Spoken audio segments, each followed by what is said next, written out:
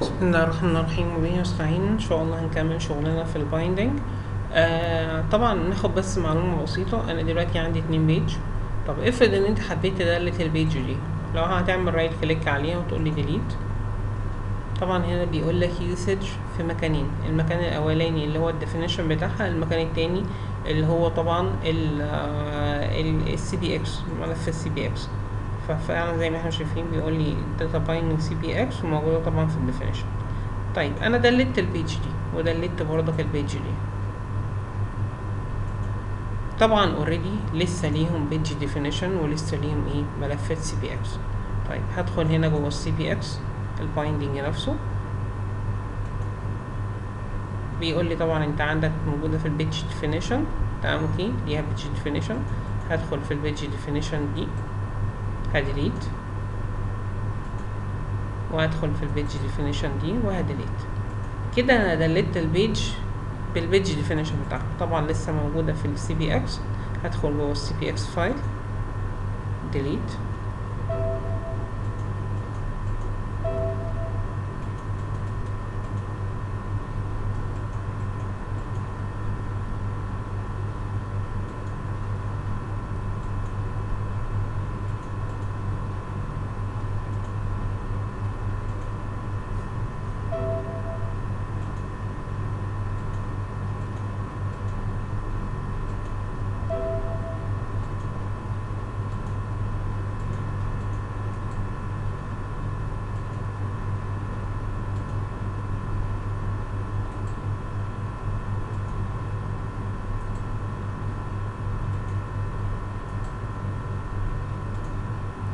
كده انا خلاص، كده فعلا زي ما بيقولوا دلت البيج نفسها من جذورها.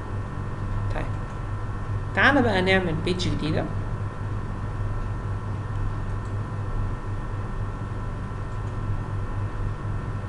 هنسميها ديبت ونقول له اوكي. طبعا زي ما احنا شايفين بيج كريتد فعليا، بس ملهاش اي بيج ديفينيشن موجود عندي. طيب تعالى احنا نكريت البيج ديفينيشن بايدينا بقى. هعمل رايت كليك هنا واقول له هنا جو تو بيج ديفينيشن. بيقول لي خلي بالك هي ملهاش بيج ديفينيشن، تحب انا كريت لك؟ يس. وكل فاضي زي ما احنا شايفين.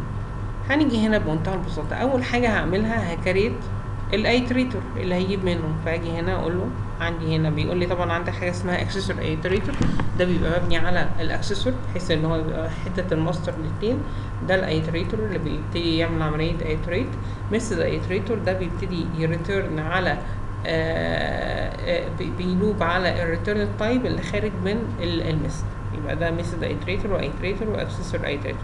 في الغالب طبعا بنستخدم الايتريتور. نقول له اوكي. ايه هو الايتريتور اللي انت هتجيب منه؟ هجيب من انهي داتا كنترول او من انهي كولكشن؟ من الديبارتمنت. قلت اوكي. كده خلاص انا فعلا عملت الايتريتور وبيقول لي ده جاي من داتا كنترول. طيب بس هو هنا لحد دلوقتي البايندينج بتاعي فاضي. فهاجي هنا بمنتهى البساطه، طبعا اوريدي هنا عمل بيج ديفينيشن خلاص، لان هي لقى ايتريتور معينه من داتا كنترول فحصل عمليه الربط اهو فعلا دلوقتي ظهر. طيب جيت هنا على الانسيرت ايتم اللي موجوده جوه البايندنج. عندي حاجه اسمها اكشن.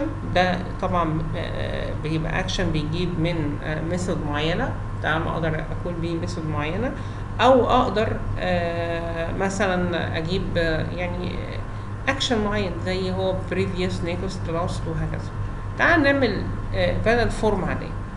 تعالى هنا قبل ما نعمل بانل فورم، تعالى نيجي هنا على منطقة البيج نفسها، نقول له بانل فورم.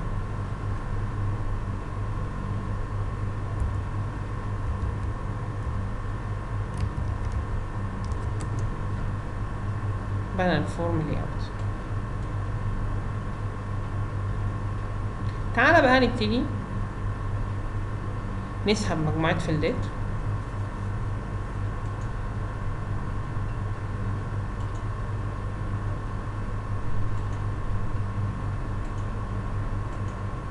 عندي مجموعة input field انا كده هكريت البيج مش من البيج ديفينيشن، انا كده بكريت البيج ايه نفسها. وانا واقف على البانل فورم، هاجي هنا اقول له input text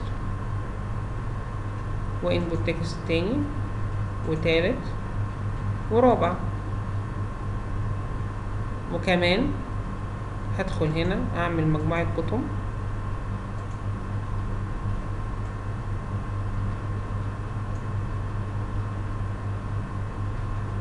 وبوتوم تاني وتالت ورابع.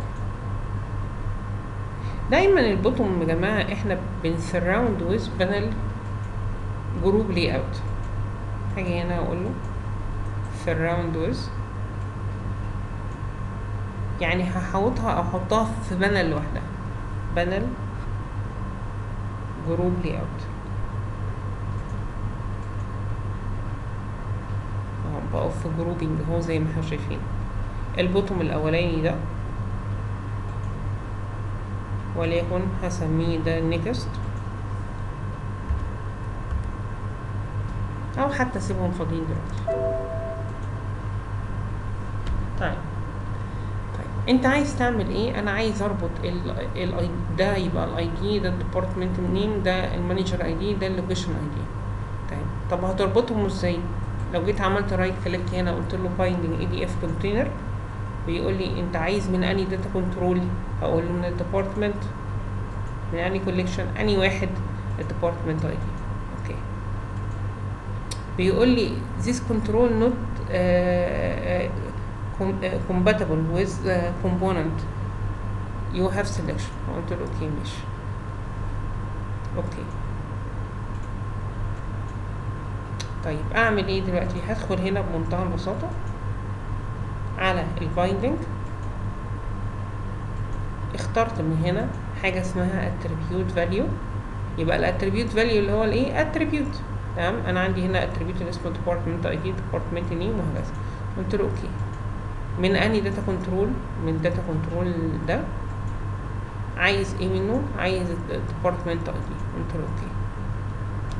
لو ضغطت هنا دلوقتي بقى رايت كليك وقلت له bind to EDF control وقلت له من هنا department ID وقلت له اوكي،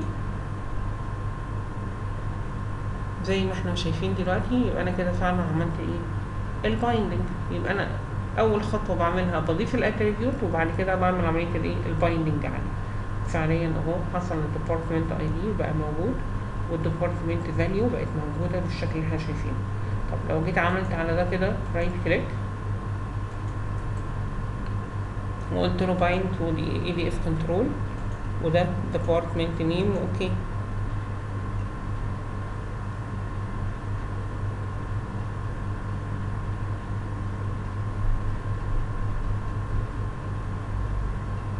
هيحصل دلوقتي ان ده الديبارتمنت نيم، ولو دخلنا جوه البايندنج هنلاقيها ايه؟ اتكريتد زي ما احنا شايفين. طيب هعمل هنا اتريبيوت تالت اهو اسمه مانجر اي دي، اوكي. وهاجي هنا بمنتهى البساطة بالطريقة التالتة اللي انا هقف هنا على الليبل، اقول له لا ده مش ليبل عادي يا سيدي، ده بيجي من EDF binding، من binding من المانجر اي دي كليبل، وعندي حاجة هنا اسمها UI hint او hint، انزل تحت لحد ما الاقي حاجة اسمها hint ليبل، وقلت له اوكي. هنلاقي ان الليبل ده بقى موجود بنفس شكل الليبل اللي هو جاي من البايندنج.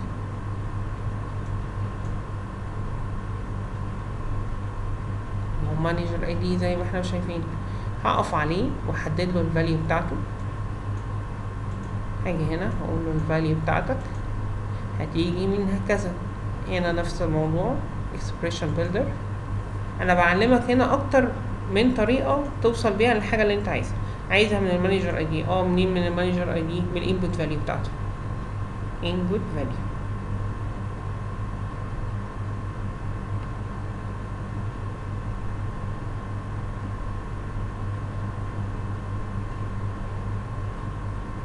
input value. هتلاقي كده ان فعلا المانجر ID بقى مظبوط، وبقى هيجيب دلوقتي من input value معين. تمام.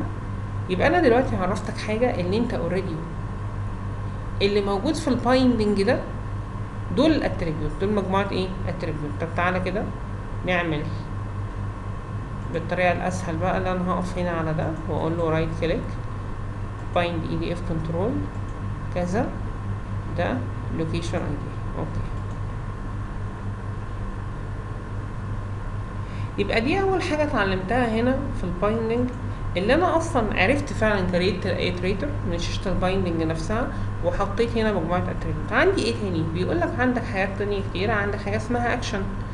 تمام، ضغطت كده على اكشن وقلت له اوكي، والاكشن بتاعي ده هيجي من الديبارتمنت واحد، الاوبريشن بتاعته وليكن مثلا ده كريت انسرت، قلت له اوكي. يبقى انا كده ضفت ايه؟ ضفت اكشنز من الاكشن اللي موجوده. تعالى كده على الديزاين وقف لي على البوتوم الاولاني ده، واعمل لي رايت كليك عليه بايند EDF، نفس القصه، ونقول له هنا ايه، او تعالى نجيبها بالطريقه اللي هي الاكسبريشن، ونعمل التانيين بنفس الطريقه اللي هي رايت كليك EDF بايند. تعالى هنا، طبعا انا اي بوتوم عندي يا جماعه دي حاجه اسمها اكشن واكشن ليسنر. اكشن يعني اكشن هيتنقل مثلا على بيج تانية. طب اكشن ليسنر يعني هيعمل فانكشناليتي معينه في نفس البيج، ده ايه؟ اكشن ليسنر. طب ايه اللي بيتنفذ الاول؟ الاكشن ليسنر طبعا اللي بيتنفذ الاول، وبعد كده لو في عمليه نافيجيشن بتتم فعلا عمليه الايه؟ النافيجيشن. طيب، فاجي هنا على الاكشن ليسنر بتاعه واقول له هنا edit، سوري انا اسف،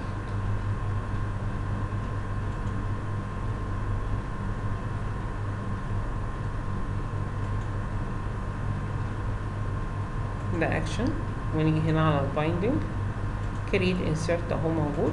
طبعا ايه؟ اختار لحد الاكسكيوت واقول اوكي. هنلاحظ دلوقتي ان البوتوم هيتغير من بوتوم ما كانش ليه ليبل اصلا، هيتحط له الليبل اللي هو بتاع create insert، وهو اوريدي هيكون ايه؟ binding.execute حالا.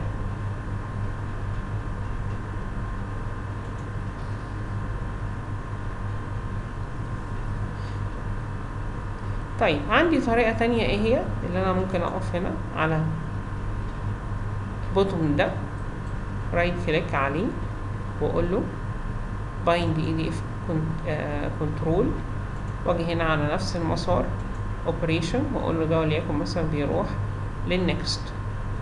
فين نكست؟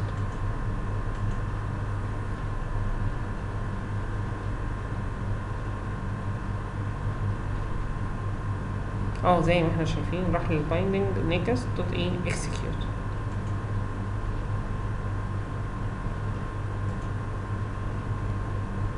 واتحولت اهي فعلا بقت ايه؟ نيكست. هو ده زعلان ليه؟ مش عارف. المفروض كان يتغير هو كمان، بس اوكي. تعالى على الليبل بتاعه تكست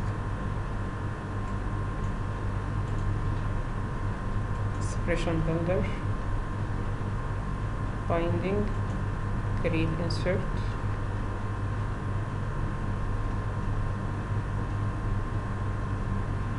hence label. okay.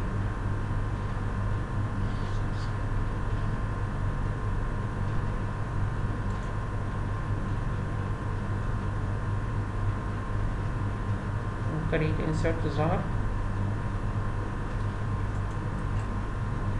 نعمل بقى بنفس الطريقة اللي هي السهلة، وليكن ده خاص بأوبريشن معينة اللي هي وليكن مثلا أي حاجة الديليت،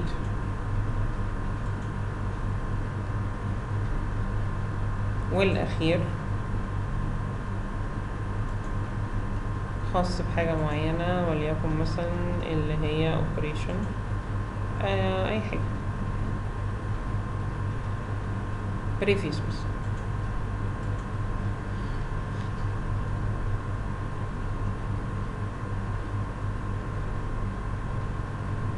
تمام.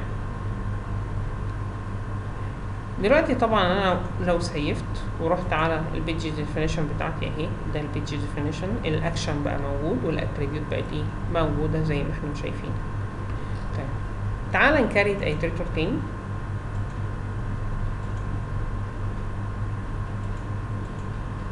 اسمه الامبلويز، وتعالى نكريت هنا. عندي هنا مجموعة ايتمز. طبعا احنا هنتكلم على المهم بالنسبة لنا. عندي الليست، طبعا دي مهمة، الليست اوف فاليو دي مهمة، الميثود مهمة. عندي حاجة اسمها تري. التري دي اللي هي ايه؟ بتعتبر تيبل، بيقول لي هنا الداتا سورس بتاعك اللي هو الايه؟ اللي هو الامبلويز.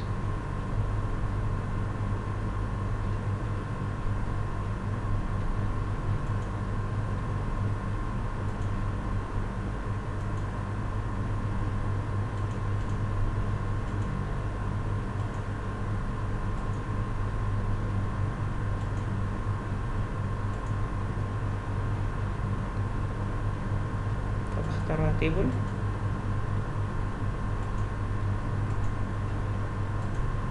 اتريبيوت كلها تيبل بقى موجود اهو كده بمنتهى البساطة. طبعا اهو ده تيبل. لو جيت هنا على السورس، على الديزاين سوري،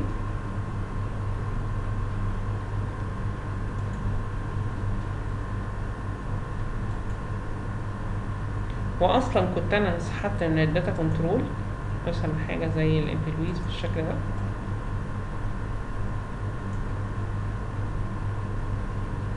PDF تيبل.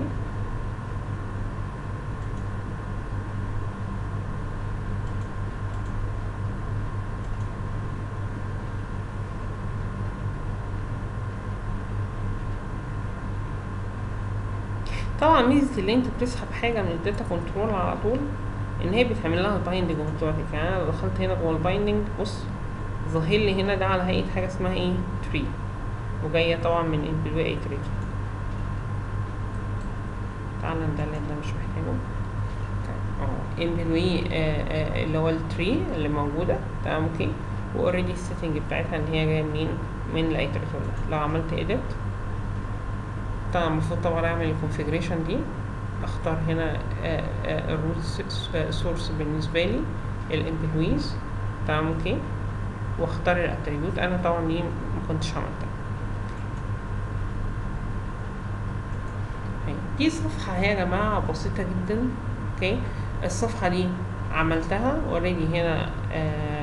الاتريبيوت دي جبت انا اللي كريتها، كريت الايتريتور بتاعها، وكريت هنا زي ما احنا شايفين الاكشن، وكريت تحت هنا التري. يبقى التري دي اللي هي ايه اللي هو مقصود بيها دي، اللي هو لو ضغطت هنا على البايندنج دي التري، يبقى التيبل عندي بيظهر على هيئه حاجه اسمها ايه؟ تري، تمام. وجاي من ايتريتور، ايتريتور جاي من كذا، تمام. ودي طبعا الاتريبيوت، ودي الايه؟ الاكشنز اللي احنا بنتكلم عنها. اوكي،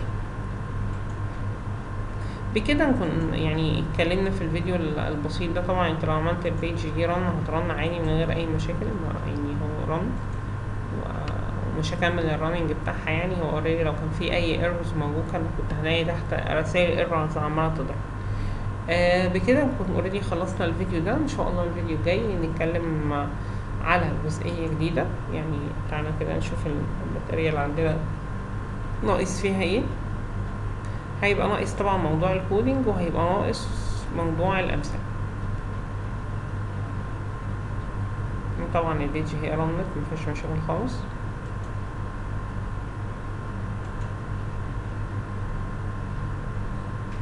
البايندنج طبعا يا جماعه موضوع طويل شويه، هياخد معانا اكتر من فيديو.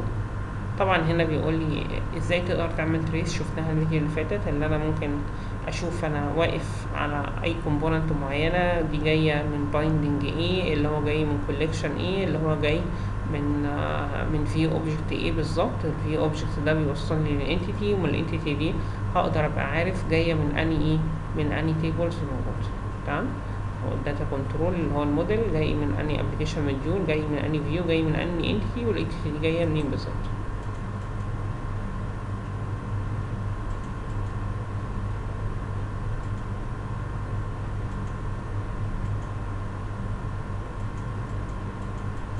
تمام كده نكون اوريدي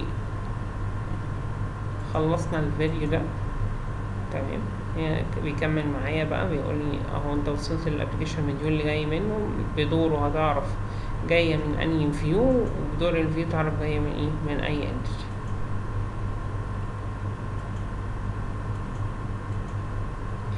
هنا طبعا بيقول لي اخر حاجه هنتكلم فيها في الفيديو ده، بيقول لي ده هنا ده شكل البايندنج. فبيقول لي طبعا انت عندك البايندنج كونتينر اللي هو الملف اللي هو الديفينيشن، ده بيتقال عليه اسمه بايندنج ايه، بايندنج كونتينر اللي هو البيج ديفينيشن. وبيكون عندك الداتا كنترول. دول الاثنين دول على بعض اسمهم بايندنج كونتكست، اللي هم بيكونوا موجودين في الملف اللي اسمه CBX. تمام. وطبعا الداتا كنترول دي بتكون جايه من الفيوهات اللي هي الاكس ام ال فايل او من الاكسسوار اللي موجوده عندك جوه ابلكيشن موديول. وطبعا هنا بيوريني الاكشن ازاي تقدر تعمل بايند تو اي دي اف كنترول، عرفناها او شفناها. واخر حاجه موضوع الكودينج، ان شاء الله في الفيديو القادم نشوف موضوع الكودينج. السلام عليكم ورحمه الله.